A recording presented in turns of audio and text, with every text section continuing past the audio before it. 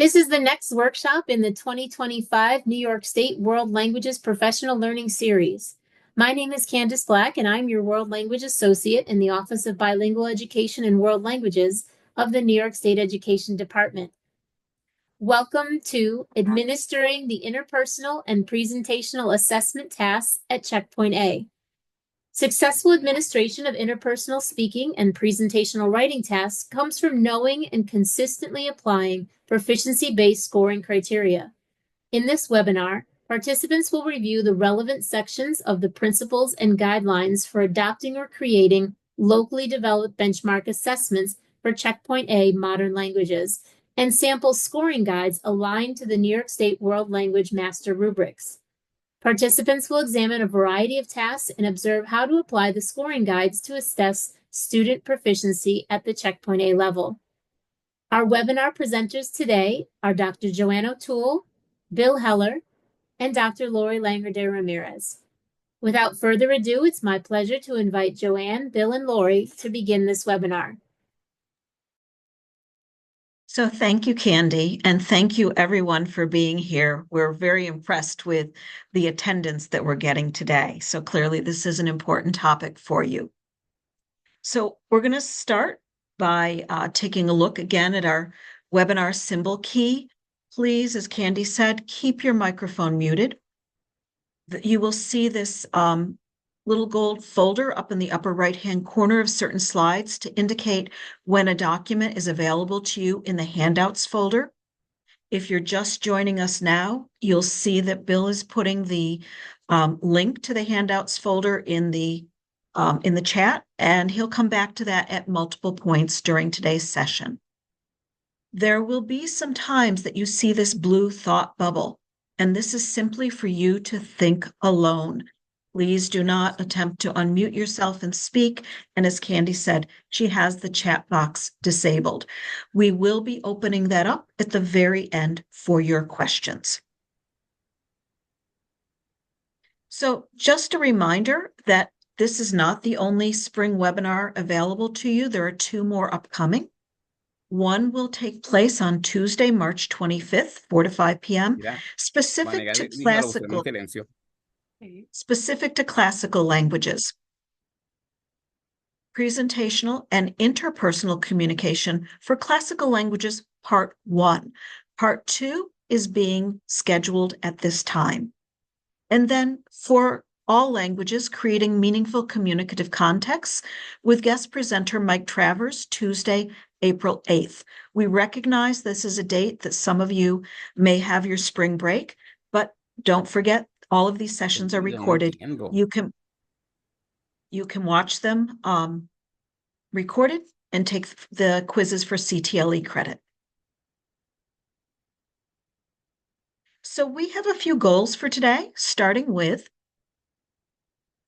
I can identify the guidelines for Checkpoint A benchmark assessment implementation for interpersonal and presentational communication. I can identify strategies for administering Checkpoint A benchmark assessment implementation for interpersonal and presentational communication. And finally, I can apply scoring criteria to evaluate Checkpoint A interpersonal and presentational communication performances. So we have two documents that are really key to guiding what we'll be talking about today. And the name of the document is the same, Principles and Guidelines for Adopting or Creating Locally Developed Benchmark Assessments for Checkpoint A. And the two versions are for modern languages other than ASL and American Sign Language. But I want to point out that the first portion of this webinar will address American Sign Language, interpersonal speaking, or interpersonal signing. But presentational writing in the second portion of this webinar is not specific to ASL, so that part won't be relevant to American Sign Language teachers. So let's get started. Assessing Standard 2, Interpersonal Communication. So what I've done on this slide is summarized from that larger guidance document some key understandings for assessing interpersonal speaking or interpersonal signing. And you can see the percentages over to the left that speaking for modern languages other than ASL is 30% of the proficiency benchmark assessment. Signing would be 20%. And so the key ideas are that you're assessing students' ability to communicate in 3 for modern languages other than ASL, or 2 for ASL, unrehearsed short conversations, the novice high level of proficiency. And these situations reflect highly familiar contexts and situations within the students' experiences. We want students to be able to talk about things that they know about. And they will ask students to fulfill a communicative purpose associated with the interpersonal communication standard. We always plan for the student to play themselves in the conversation. And the teacher is the conversation partner, and the teacher may play the role of someone else, such as a friend. So we have 2 different approaches to this assessment, which is to use short, spontaneous role play situations and short, spontaneous interviews. So we're going to take a closer look. So first, I want to unpack some of the wording from that summary. When it said at novice high, what it was referring to were our New York State World Language Performance Indicators. And we can see the descriptor at novice high. And that's what we will be looking for our students to be able to do. But because we are looking to see if they've achieved, if our learners have achieved novice level proficiency, it can also be passing at novice mid. And the performance is described again here in our performance indicators. The communicative purpose associated with interpersonal communication are these 4 sets of language functions in blue that our learners will be able to exchange information, express feelings, express preferences, or express opinions. So each one of the tasks needs to focus on one of these 4 language functions. And the wording highly familiar contexts refers to the New York State World Language themes and topics. And of our themes and topics, we can see that 13 of the 17 of them are dedicated to checkpoint A. So I referred to role plays and interview tasks. So what are their characteristics? They are both spontaneous conversations. They're both taking place between a student and a teacher. And in both cases, the students play themselves. However, the role play is where the teacher is someone other than themselves. They're the friend, they're the exchange student. They're someone a student would be familiar with, but they are someone other than who the teacher actually is. In an interview situation, the teacher is the teacher. They're themselves. So let's take a closer look at the actual design of a role play task card. And I want to point out there's a little gold folder up in the upper right-hand corner because we have put some practice role play task cards in the Google folder for you that you can use to practice with your students. You wouldn't use them in an official assessment because they have been made public. But let's take a closer look. I have a role play on the card. It says, I am your friend from Peru. We are out shopping together and realize that we feel hungry. We make plans to get something to eat. And your task is to make plans with me to get something to eat. And you start the conversation. Let's see how this was all put together. First off, the card has established a role for the teacher. In this case, the teacher's the friend. Then it identifies a situation that's aligned to a checkpoint A topic, and it's within the student's experience and opportunities. So we have shopping and feeling hungry, both things our students would have experience with. And making plans with somebody is also within experience of our students.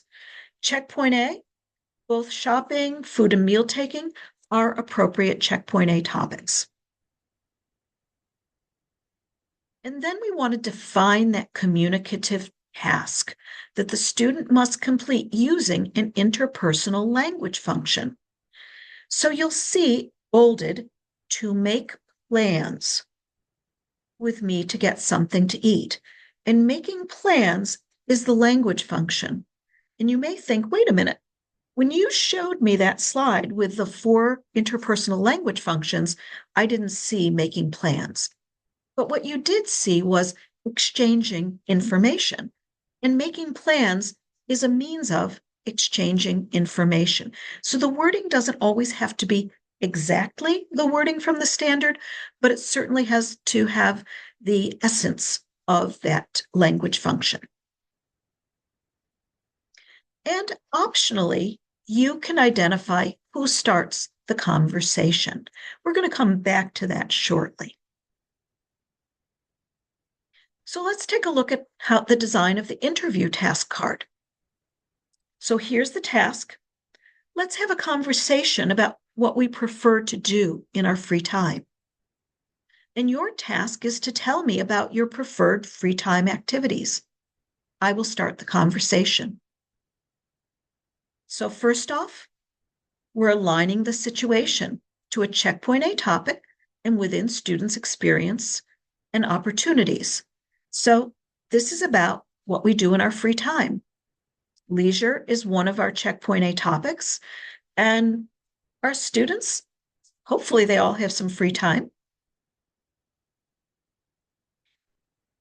We're defining a communicative task that asks the students to carry out an interpersonal language function. So you will see here it says, tell me about your preferred free time activities. So here we have expressing preferences. And finally, again, it's optional, identifying who starts the conversation. Just like with the role plays, we also have some practice interview task cards. So here are just some of our thoughts about initiating the conversation. So the guidance doesn't specify who should start the conversation, but here are some thoughts we had. Novice level proficiency is generally expressed by responding and not initiating. Novice high proficiency is beginning to show the characteristics of intermediate low, which does include the ability to initiate communication. And there are some role play tasks where just the nature of them suggests that the student is the logical conversation partner to begin. So we really kind of leave it up to you. You can identify, if you're developing your own checkpoint A assessment, that you go ahead and choose to indicate versus based on basically what makes sense. Or you could even turn to the student, would you like to start or should I? So that's really up to you. So what we're going to be sharing on the next 3 slides, I want to let you know, is on one of the handouts, and I'll show you the handout, the 4th slide from now.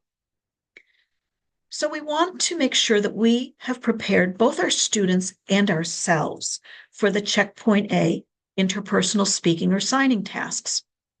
Throughout the year, here are some things that you could be doing. Chat with the students in the target language on a daily basis, so it becomes just a normal, natural thing to do. Facilitate opportunities for the students to chat with one another in the target language, again, keeping it kind of like this is what we do in our classroom, setting a tone for target language chatting. Having the students engage in interpersonal tasks about a range of topics, and of course, you'll do that throughout your curriculum across the year. and providing scaffolding that you gradually remove so that when they do get to the assessment, they're comfortable speaking.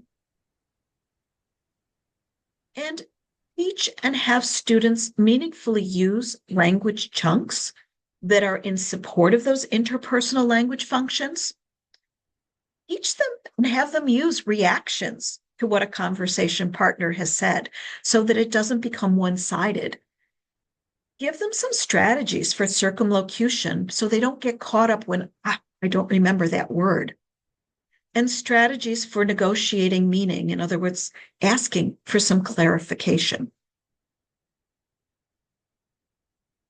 Some things to do to prepare yourself as the testing window approaches. Determine those details of administering the interpersonal tasks. You'll see that the guidance tells you this should be done in the final 10 weeks of the semester. So, or the academic year. So what are those dates going to be? Where are the locations? What are the times? Some of you might do it right in your classroom. Some of you might schedule a substitute teacher and do it in another space, or a lot of other options. Figure out how you're going to select or have students sign up for when they do their speaking assessments, and what your approach is going to be for administering the tasks from beginning to end. It's always a good idea for you to practice, at least mentally, so you're ready to go as well.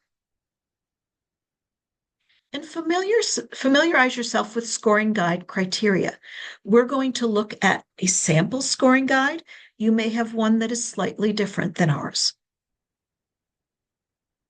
And then prepare, or you can use the ones that we're providing, a set of practice tasks, that reflect interpersonal language functions and checkpoint A topics. And finally, preparing the students for the interpersonal speaking or signing tasks as the testing window approaches. What are some things you can do? Explain the purpose of the assessment. Students always want to know the answer, why? Why are we doing this? Provide them the details, the ones that you've already predetermined. Dates, locations, times, selection, sign up. Introduce role play interview tasks, explaining, modeling those, having them brainstorm. What are the kinds of things that we would talk about? And then have them practice with one another.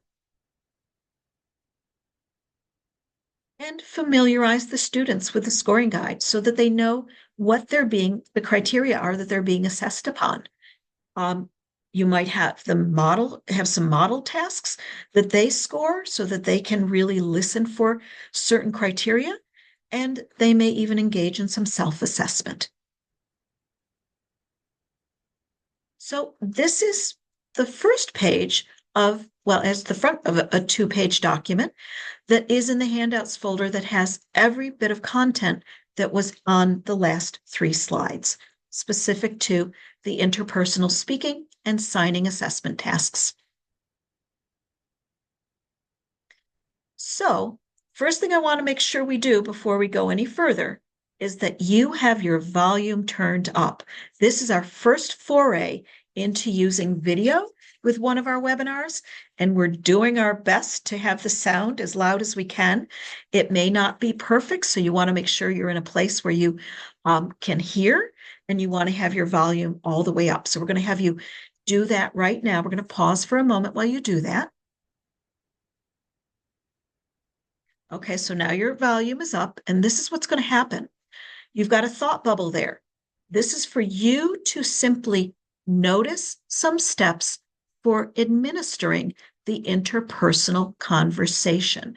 And we have a checkpoint A 8th grade learner who will be taking his actual assessment in the upcoming weeks, who is modeling this for you with me.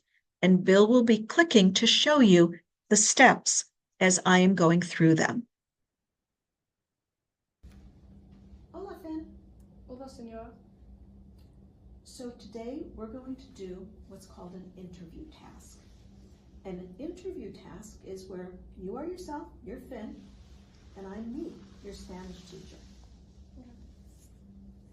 So I have some interview task cards here, and you are going to choose one of them. So go ahead and choose one. And let me read that to you.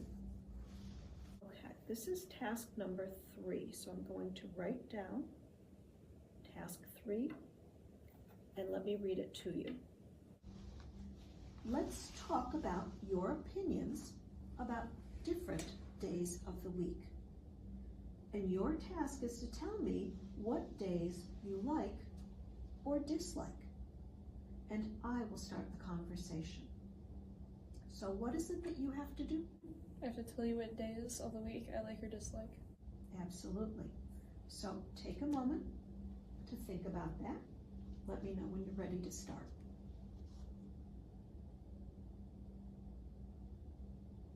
So at this point, you would have seen these 7 steps that are really useful for ensuring that the student knows what is coming up and what they're expected to do. And so this is confirming. The 2 steps we didn't show you is confirming the student's readiness to begin once they've had a chance to briefly think about the task, and then carry out the conversation, but in a way that brings it to a natural conclusion. Sometimes the students will finish whatever that interpersonal task is really early on, but then you don't want to leave the conversation hanging. So you want to bring it to a natural conclusion. And then you will evaluate the student's performance on the scoring guide. And my suggestion is that that is done after the student has walked away. You will have in your head how they've performed, and then you will note that. So where did we get this scoring guide from? We started with our master rubrics, which you may be familiar with, and they're in our folders, that have criteria by mode of communication or communication standard, actually by all of our standards, at every one of the proficiency checkpoints and targets. And so we have taken this and from it created a sample scoring guide. We're going to take a closer look at the scoring guide on the next slide. And you have ideally downloaded this, so you have it available to look at yourself. So again, this is for interpersonal communication tasks. You will see that we have 5 criteria, starting with communication. Communication refers to completing the task using the targeted language function. And you can see that wording right under Novice High, which is our target. And if the student doesn't address the language function or doesn't even attempt to complete the task, we're going to just stop and give them a 0 for the task. We hope that doesn't happen, but you can see that we have kind of a graduated from not attempting to attempting, maybe not fully getting to that language function, partially doing so, and then doing so completely. Our other categories or dimensions are discourse type and vocabulary. So we're looking for the students to be able to use simple sentences that do include memorized expressions and high-frequency vocabulary, what's really expected at the Novice High proficiency target. Their expression, which is not only that they respond, but they react to their conversation partner, and they may ask questions. Again, that's the Novice High descriptor. May doesn't mean they have to, because remember, 50% of the time they're performing at intermediate low, where asking questions would be something that could be expected. Comprehensibility and control. Again, at the Novice High, that they're comprehensible. Comprehensible to that really sympathetic listener or signer, teacher, right? And errors do not interfere with comprehensibility. Notice it does not say error-free. Error-free is not typical at the novice level of proficiency, but rather the errors they may have don't interfere. And finally, understanding, because this is interpersonal. They are listening to you as you exchange information with them. And do they understand you as a conversation partner with minimal repetition? Notice it does not say no repetition, just minimal. So what we're going to do now is, again, if you need to check your volume and put it up as high as it goes, we're going to be listening to an interview, and the interview task is this. Let's talk about your opinions about different days of the week. And your task is to tell me what days you like or dislike, and I will start the conversation. So on this video recording, you're going to hear me doing exactly what you heard on the previous slide, setting it up, but you'll watch it from beginning to end. It's about maybe 2 minutes in length, and you want to be thinking about the criteria for evaluation. Now, if you don't do Spanish, no worries, because on the next slide, I have the English translation of what was said. So it will be a nice reminder for people who didn't catch everything, or maybe the sound wasn't as good as we hoped, as well as people who don't do Spanish. So go ahead, Bill. Let's take a listen. Hola, Finn. Hola, señora. So today we're going to do what's called an interview task. And an interview task is where you are yourself, you're Finn, and I'm me, your Spanish teacher. Okay. So I have some interview task cards here, and you are going to choose one of them. So go ahead and choose one. And let me read that to you. Okay, this is task number 3. So I'm going to write down task 3, and let me read it to you. Let's talk about your opinions about different days of the week. And your task is to tell me what days you like or dislike. And I will start the conversation. So what is it that you have to do? I have to tell you what days of the week I like or dislike. Absolutely. So take a moment to think about that. Let me know when you're ready to start.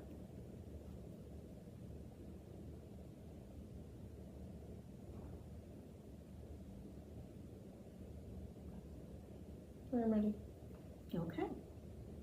So again, your task is to tell me what days of the week you like or dislike. Finn, ¿tienes un día de la semana que te gusta más? Sí, me gusta sábado. ¿Te gusta el sábado y por qué? Porque es el fin de semana. Oh, te gustan los fines de semana. ¿Y qué haces los fines de semana? Yo juego con mis amigos. Ah, qué suerte. No hay mucho tiempo para jugar con los amigos durante la semana. ¿Cuál día de la semana no te gusta? No me gusta lunes. ¿Y por qué no? Porque yo cansado. Ah, estás cansado. Yo estoy cansada los lunes también. Sí, Gracias. sí, gracias.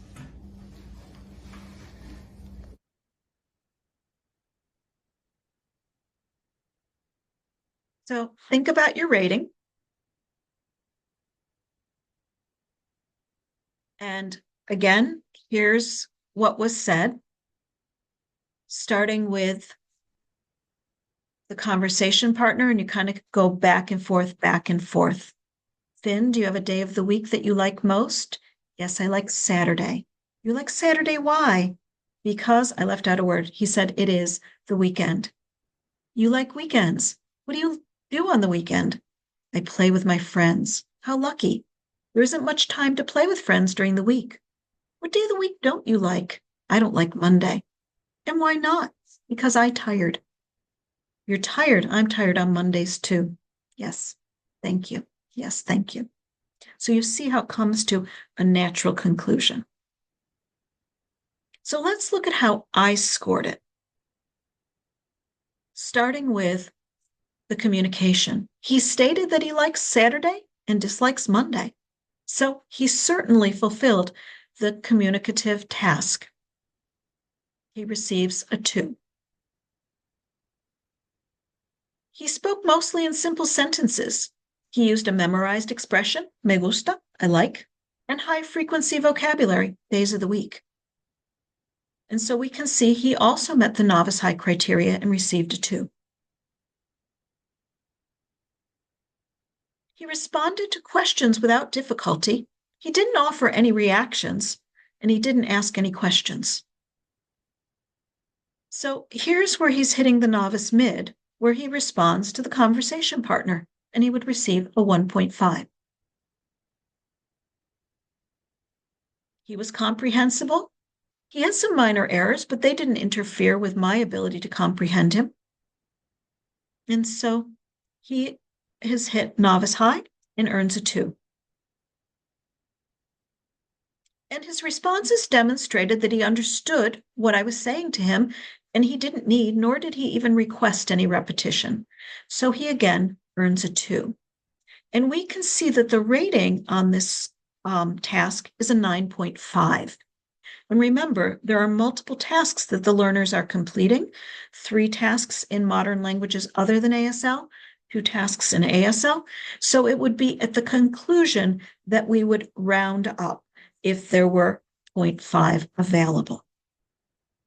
So that was the interview task. Let's take a look at a role play task. And so the role play task says, I'm a new student in your school from Costa Rica, and you introduce yourself to me. Your task is to introduce yourself, and you will start the conversation. So again, I invite you to think about what ratings you would assign. Hola, Finn. Hola, Senora. So, Finn, what we're going to do today is called a role play. And in a role play, you're Finn, and I am whoever the other person is identified in the task. Okay. So I have several role play cards here, and you are going to pick one. So let me spread these out a little bit. All right, go ahead and pick one. And let me read that to you. So this is role play task number 2. I am a new student in your school from Costa Rica. You introduce yourself to me, and your task is to introduce yourself, and you will start the conversation. So what is it that you have to be able to do? Introduce myself. Correct. So take a moment to gather your thoughts, think about that. Let me know when you're ready to start. Okay. Hola, Hola, mi nombre es Finn. mucho gusto, Finn. ¿Qué es tu nombre? Me llamo Joanna. Mucho gusto. ¿De dónde eres? Soy de Costa Rica. Qué interesante. Gracias. ¿Y tú, de dónde eres? Yo soy Nueva York. Oh, estás de aquí. ¿Qué te gusta hacer? Me gusta jugar deportes como el fútbol y mirar la tele. Bueno, me gusta jugar tenis. Oh, tenis es muy bueno. Sí. Gracias. Hasta luego. Hasta luego. So again, you've been considering what evaluation, what ratings you might give this. So let's take actually, let's look at the translation first, and then we'll look at the Hola, ratings. Finn. Hola, Senora. Next slide. So, Finn, There we go. So we can see he started. So we have, hi, my name is Finn. Pleased to meet you, Finn. What's your name? My name's Joanne. Pleased to meet you. Where are you from? I'm from Costa Rica. How interesting. Thank you. And you, where are you from? I am New York. Oh, you're from here. What do you like to do? I like to play sports like soccer and watch TV. Nice. I like to play tennis. Oh, tennis is good. Yes, thank you. See you later. See you later. Not the most comfortable, natural ending, but kids can be awkward. So we were a little bit awkward. This was a role play after all. So let's take a look at the ratings I assigned, starting with communication. He stated his name and where he was from, identified a sport that he likes to play. So did he introduce himself? Oh, yeah, he did. And he receives a full rating of 2. He spoke mostly in simple sentences. He used a memorized expression, mi nombre es, my name is, a memorized question, de donde eres, where are you from, and high-frequency vocabulary such as interesante, interesting. And I gave him full novice high rating of 2.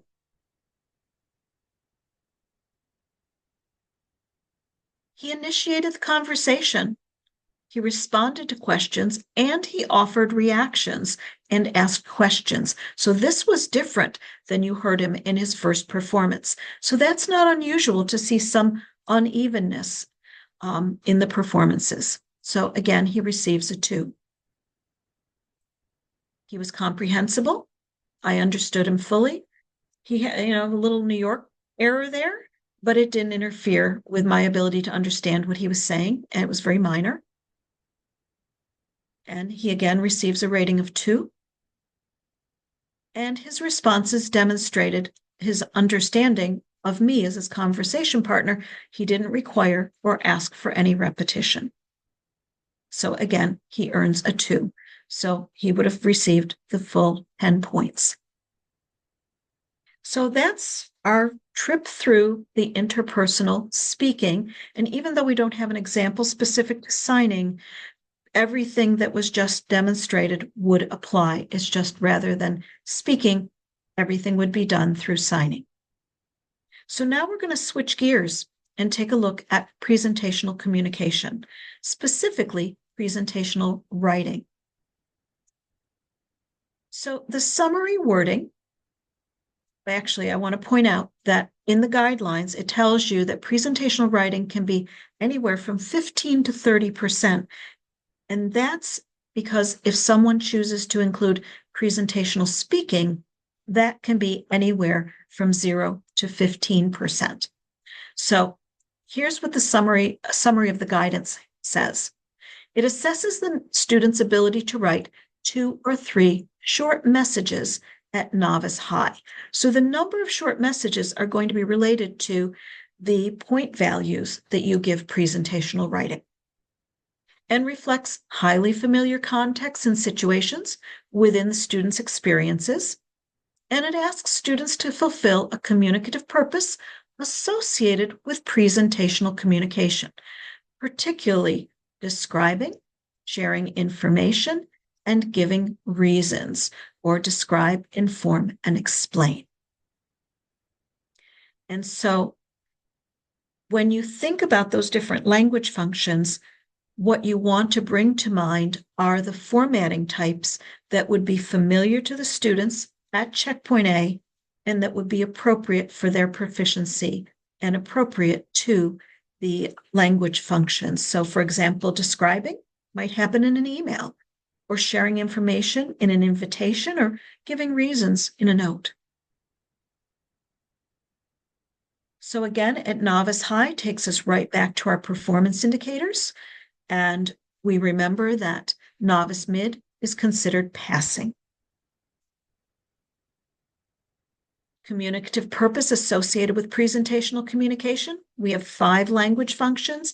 Again, our guidance suggests that you focus on the 3, describe, inform, and explain. Highly familiar contexts are 13 topics in the New York State World Language Themes and Topics. So let's look at the design of a presentational writing task. You can see I have a task here with directions, a reminder that they have to satisfy the purpose of the task, and then the task itself. So in this case, it says you are an officer in the Spanish club and you want to increase club participation. Write a morning announcement to invite Spanish students to the next club meeting, and you may wish to include. And I'll point out again, the little gold folder tells you that we've put some practice presentational writing tasks in the folder for you to use with your students. So let's look at how this is designed. First, you want to make sure you have specific directions that identify what an acceptable performance is. So in this case, they're told it's written entirely in the target language. So in this case, it says Spanish. It contains a minimum of 3 to 5 sentences. It's written in their own words, and no credit for copying from other parts of the exam, and that will ignore words that have been written in English and that may affect comprehensibility. Identify a situation aligned to a checkpoint A topic. So we look at this example. You're an officer in a Spanish club. So we have school life and education as one of our topics. This would clearly be part of that school life.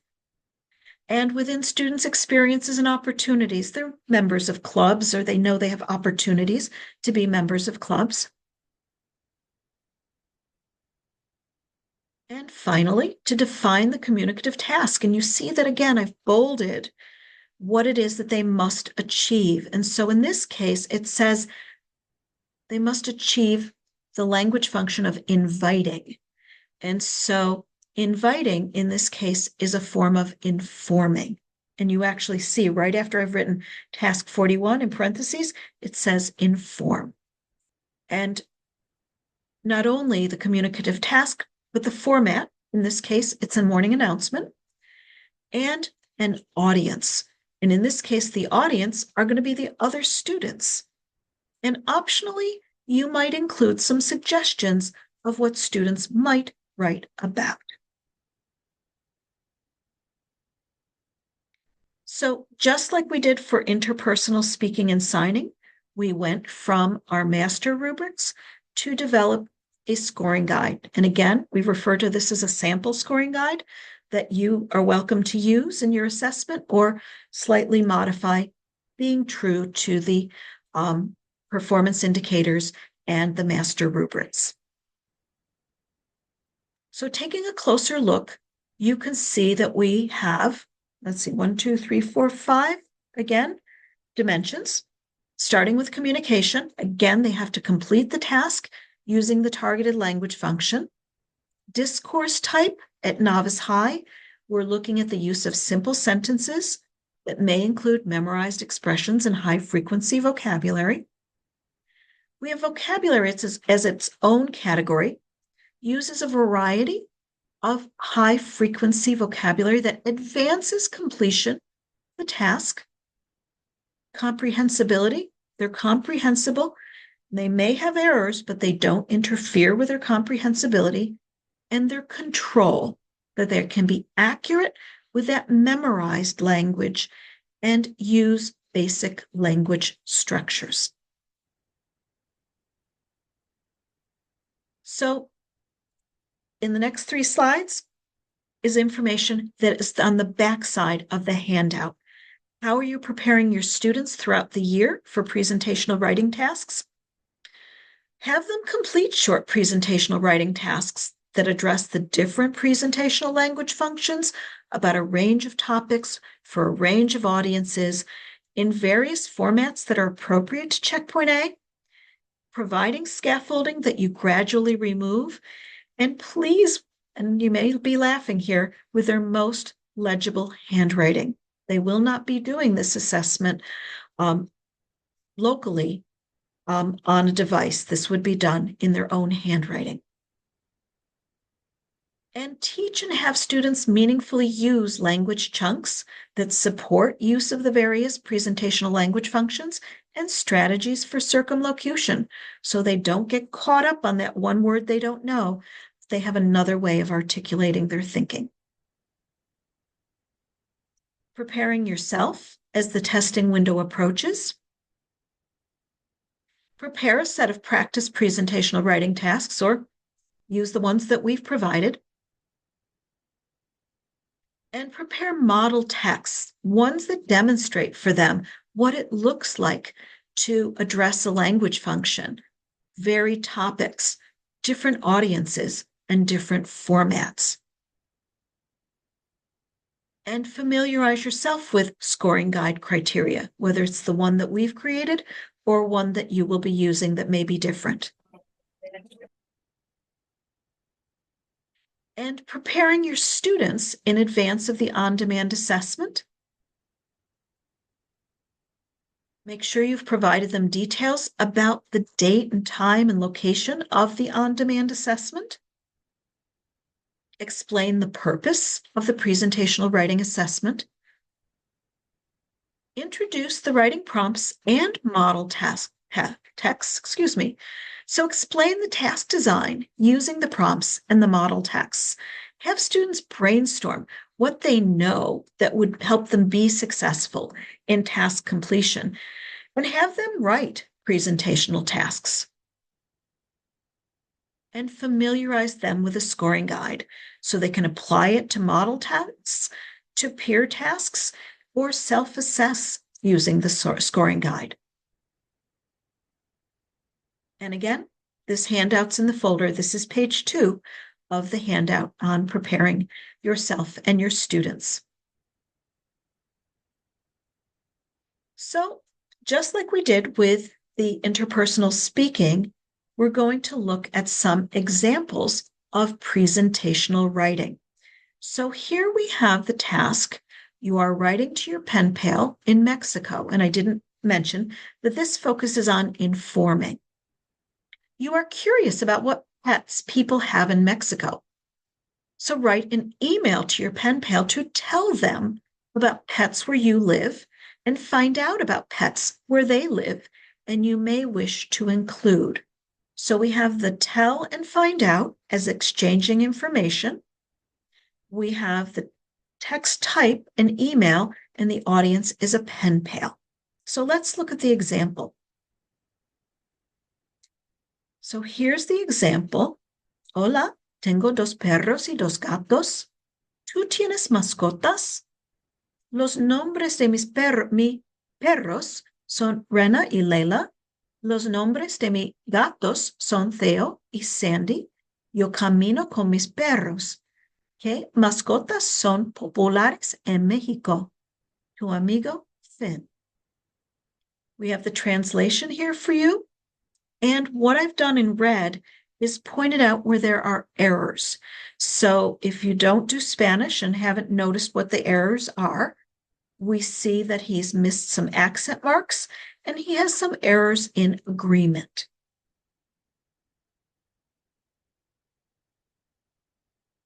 So let's look at the scoring guide. He states that he has dogs and cats, and he asks about pets in Mexico. So he has certainly completed that tell and find out and informing someone else. I've rated that a 2. He writes in simple sentences and asks a question. He uses memorized expressions, tengo, tienes, son, I have, you have, they are, and high-frequency vocabulary, perros and gatos, dogs and cats. So he certainly met the criteria for novice high, receiving a 2. He uses caminar, the verb to walk, to add detail, and populares, to move from talking about himself to asking about others. So he's met the criteria of using a variety of high-frequency vocabulary that advances completion of the task, as much as is possible in 3 to 5 sentences. He is comprehensible. Yes, he has a few minor errors, but they're not interfering with his comprehensibility. So again, receives a 2. And finally, his memorized language is accurate. He uses present tense, which is a basic structure, accurately. He shows partial control of possessive adjectives and no control of accent marks. So you may be thinking, is this a novice mid or is this a novice high? And he's really kind of on that border, right?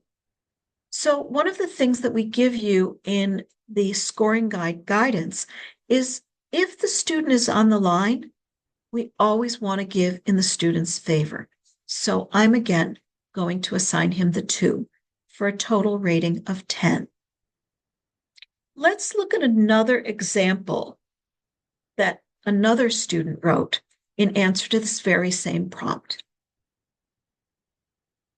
So this student writes, ¿Qué animales tú tengo en español? ¿Qué tu nombre de animales? Yo tengo gato. And what he's written, what animals you I have in Spain, what your name of animals, I have cat. We can see multiple errors. He's missing punctuation. He's missing accent marks. He has spelling errors, a wrong conjugation of a verb. He's missing a word and he has incorrect word order. But let's look at this now in relationship to the rubric. He states he has a cat and he asks about animals in Spain. So guess what? He has completed the task because he has carried out that targeted language function. He writes in simple sentences and he even asks the question. He uses memorized expressions, tengo tu nombre, and high frequency vocabulary. He spelled it a little differently. And so he would receive a 2 for discourse type. Uses memorized words, nombre gato.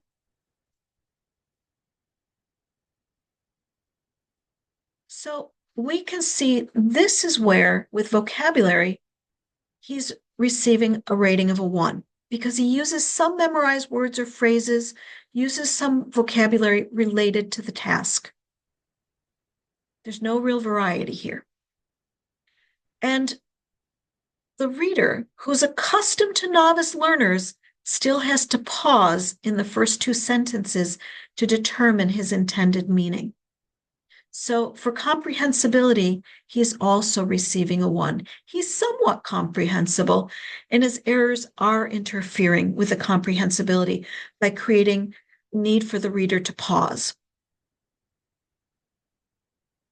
And finally, there are a range of error types, including with memorized language chunks, also receiving a 1. But we can see that this student has demonstrated some level of proficiency, that he receives a total of a 7 out of 10. We have 2 more examples here. I think we'll go through these just a little bit faster.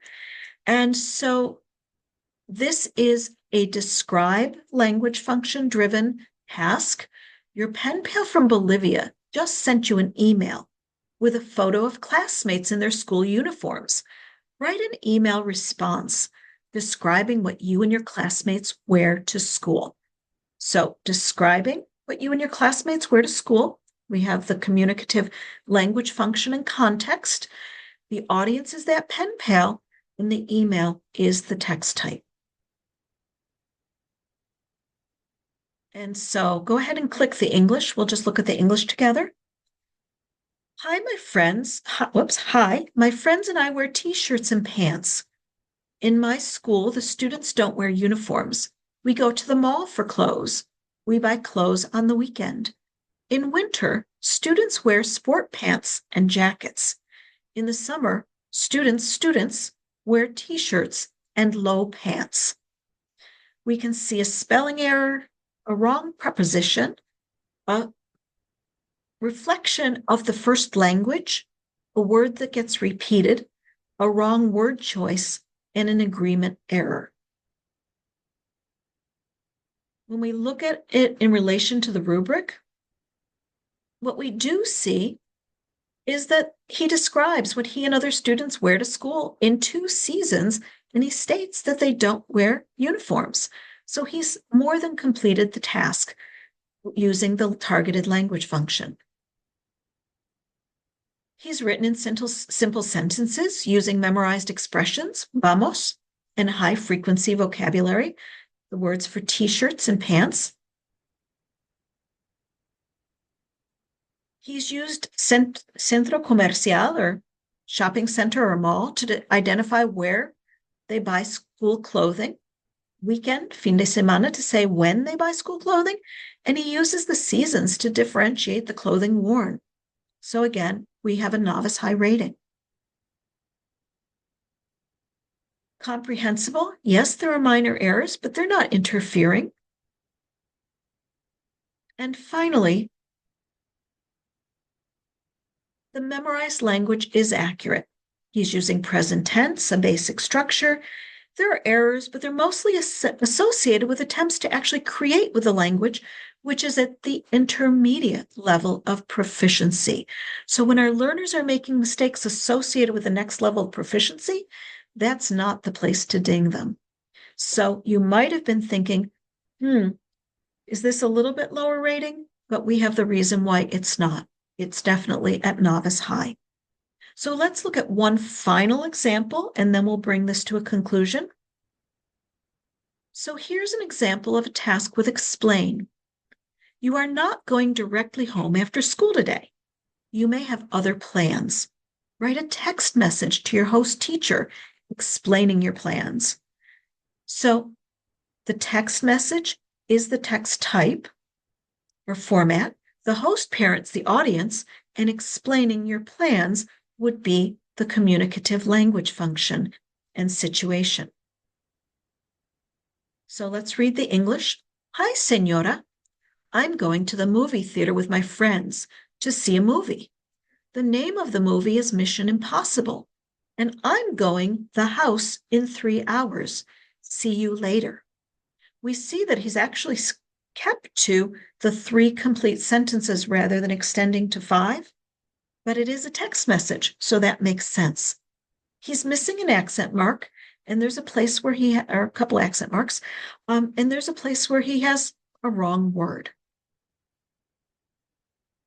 Again, we look at the ratings in relationship to the criteria for novice high, and we can see that he states he's going to the movie theater with friends to see a movie. He identifies when he's returning home, so he has certainly communicated plans, a rating of a 2.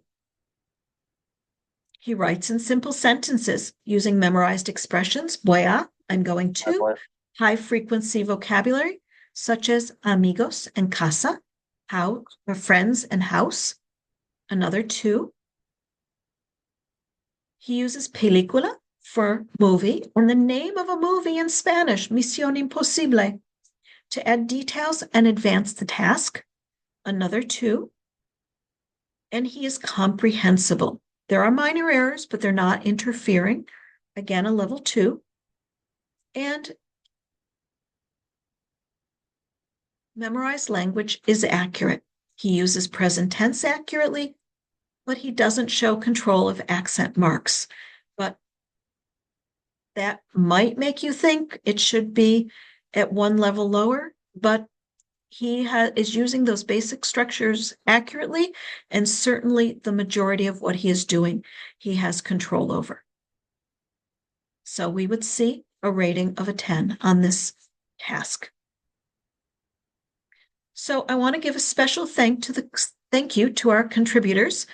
Finn is a Checkpoint A student. He's in 8th grade, preparing to take his Checkpoint A benchmark proficiency assessment. Patrick, who is Finn's dad, was the videographer, and you didn't get to see, because of our probably so many people on this, that our video didn't work as well as it might have, but that's all right. And Keaton Rood, a Spanish teacher who provided one of the examples that you saw. Caitlin Shannon, a Spanish teacher, also contributed to this, and Maura White principle. So many thanks to those contributors. And here are our goals again: identifying the guidelines for Checkpoint A benchmark assessment implementation for interpersonal and presentational communication, identifying strategies for administering this assessment for interpersonal and presentational communication, and applying the scoring criteria to evaluate Checkpoint A interpersonal and presentational communication performances. So at this point, I want to point out it is 4:59. So those of you who have stayed on for this full hour, thank you. And if you have no questions, you are welcome to leave. At this point, anyone who has a question, we have opened the chat, and you are welcome to enter questions in the chat. We will not be answering questions with hands raised, so please put any hands down. Put your questions in the chat. And Thank you. Bill? Joanna, I'm just going to stop the recording before we start answering questions.